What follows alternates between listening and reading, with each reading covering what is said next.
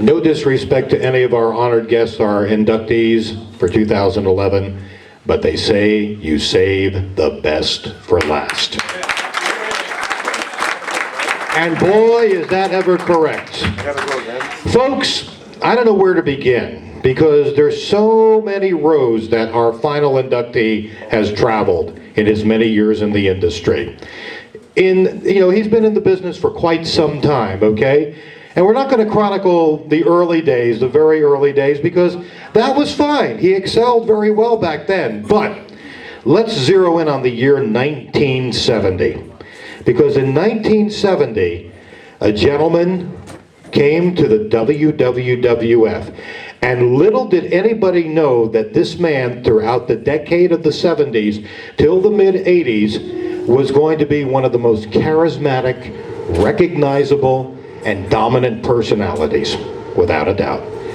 In 1970, this man scored a huge win in Madison Square Garden. This was his benchmark. This means a star was born, in my estimation. He pinned one of the top contenders in Madison Square Garden back in 1970, Oscar Crusher Verdue. He won the match. The place went, as Pat would say, banana. It went absolutely banana. And then things kept developing for him.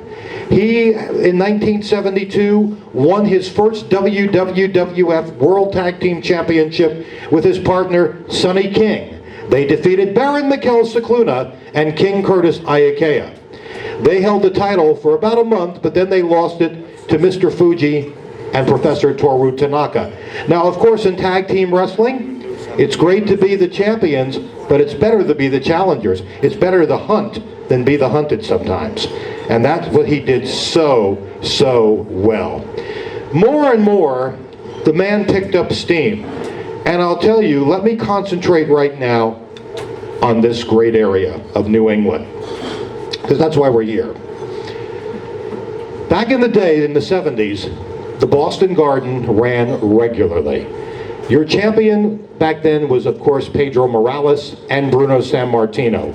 As the 70s progressed, chances are when the Boston Garden ran, Bruno and or Pedro would be on the card. 4 times a year, we ran the Providence Civic Center. Chances are, Bruno or Pedro would be on the card.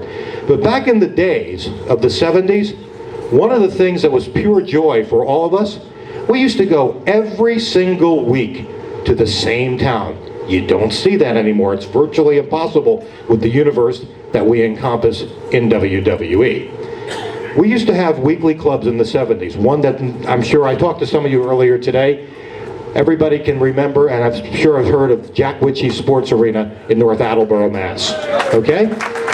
That was a weekly club. Every Friday night, wrestling was held at Jack Witchey's, and every Friday night, the place was packed. Secondary markets, let's say the Bank Street Armory in Fall River, Massachusetts. The Lincoln Park Ballroom in North Dartmouth, Massachusetts. Roads on the Pawtuxet, okay? The Brockton Armory. There were so many towns that were run in this general area. And just to expand this more, every 3 weeks we used to go to Portland, Maine on a Tuesday night, Bangor, Maine on a Wednesday night. What I'm getting at, folks, is wherever it was in New England, if it wasn't Bruno or Pedro, it was Chief J. Strongbow topping the card. And I really believe that despite his tremendous success and popularity in the Worldwide Wrestling Federation, which at that point encompassed from Maine down to Washington, D.C., out to central Pennsylvania, and we didn't wrestle in the Atlantic Ocean, so we didn't talk about that. But Jay basically was a god, in my estimation. Here in New England, he could walk on water. If the 6 New England states were colonized, he could be the prime minister. That's how strong it was for Chief J. Strongbow. He was a master in the ring. He subscribed to the theory that less was more, and it worked magnificently. Thank you. Great in-ring performer. He knew what he was doing, smart in the ring, psychology flawless, and it meant box office. Box office back in the 70s might not be as gigantic as it is today in our industry, But box office back then, I tip my hat to Chief J. Strongbow in this region because he was the absolute best.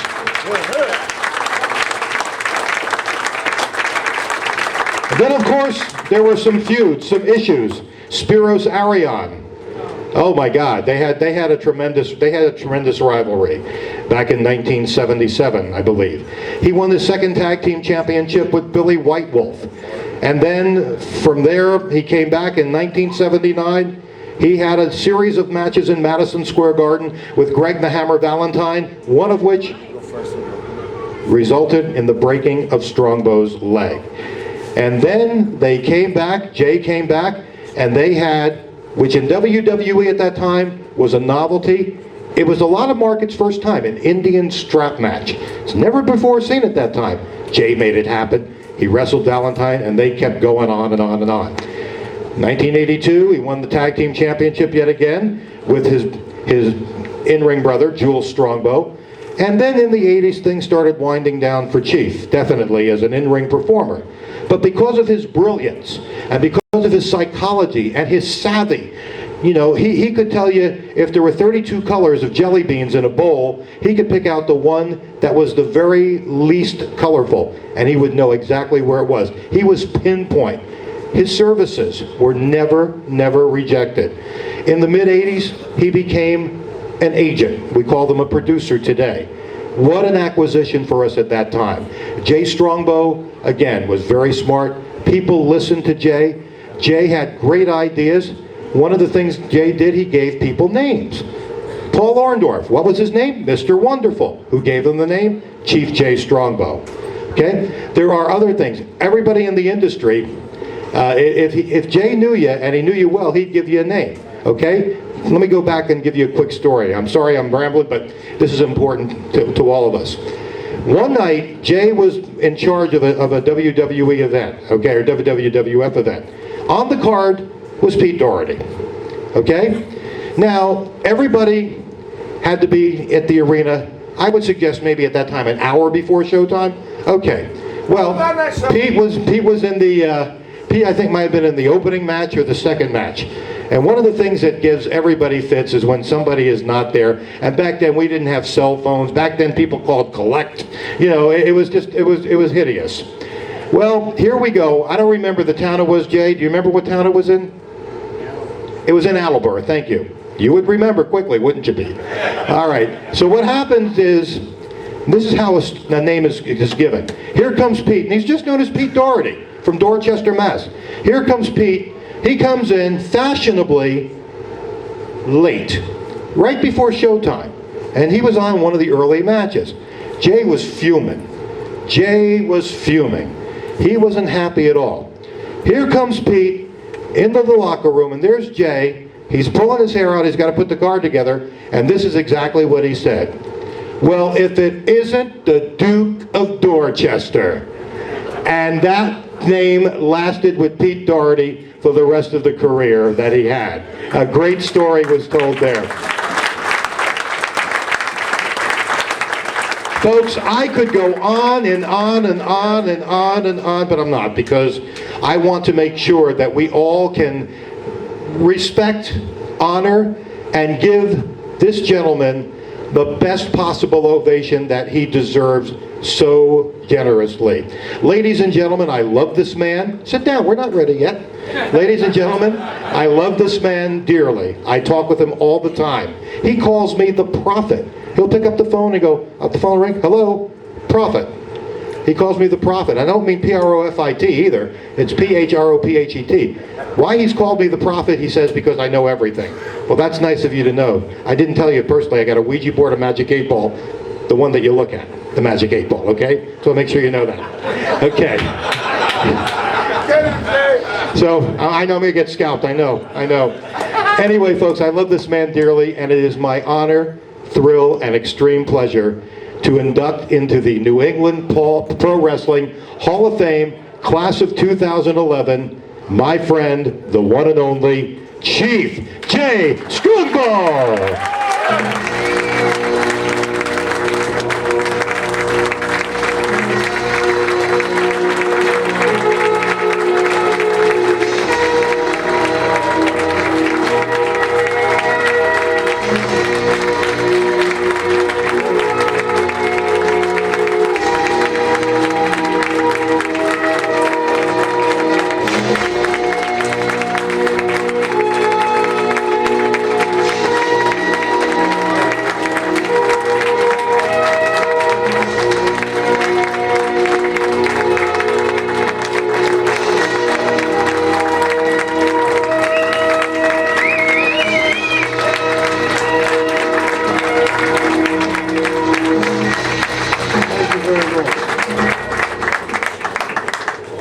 Thank you. I call him the prophet because you can ask him anything about wrestling. Matches, he tell you who you wrestled, where it was. The prophet knew. There's sombrero over here. And Dilly's back there. Mike DeBeek is right next to him. And Timothy is standing there. And Vince is the emperor. The Duke of Dorchester. If you come to New England and you don't know the Duke of Dorchester or Dilly, you're not New England.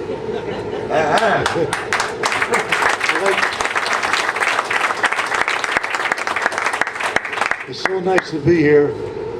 I always look forward to coming up in this area when I was wrestling. And I thank each and all of you for the support you gave me. And I got two of my best pals will be my brother and Tommy. They came up here to give me some support. And I could tell you stories about wrestling, but I think you heard enough of them for the night. Give us one. No, Give us one, Chief. no, I just don't want to keep going. Thank you very much. We love you, Chief. Thank you. Thank you. Thank you. I'll tell you, Sammy, his family had a rough time. They gave him a rough time, the Samoans. They came through.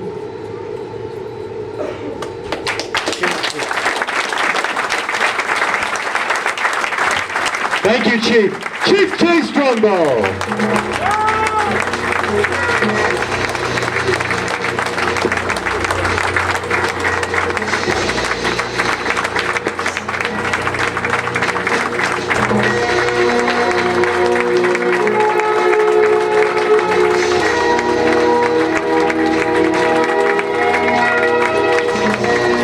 Ladies and gentlemen, I want to thank you all very, very much for allowing me the pleasure and honor of being here this evening to induct Tito, Rick, and Chief J. Strongbow. Three of my favorites, and my dear friend, the Duke of Dorchester. You have a few words to say quickly? This is the post-game show. It'll be brief. No, what a great time tonight. Spectacular. I absolutely love it. I apologize for the last time I was here. I don't remember a bit about it. What about? Hey, what a great time tonight. Words of wisdom for the Duke of Dorchester. And folks, on that note, I'm going to thank you. It's great to meet our inductees from the first portion of the evening. You guys have done so well. You've paid your dues. I respect and admire every one of you for your accomplishments. And I want to turn everything over now to Mr. Joe Bruin to wrap things up.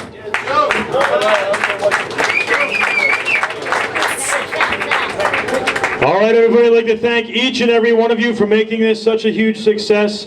And of course, we'll be returning next year. Just check out the website on Monday, www.nepwhof.weebly.com. Thank you and drive safe. By the way, we have one thing to tell you. Joe informed me this. The person who lost the roll of $10 bills with a rubber band around it, please come up front. We found the rubber band. Thank you.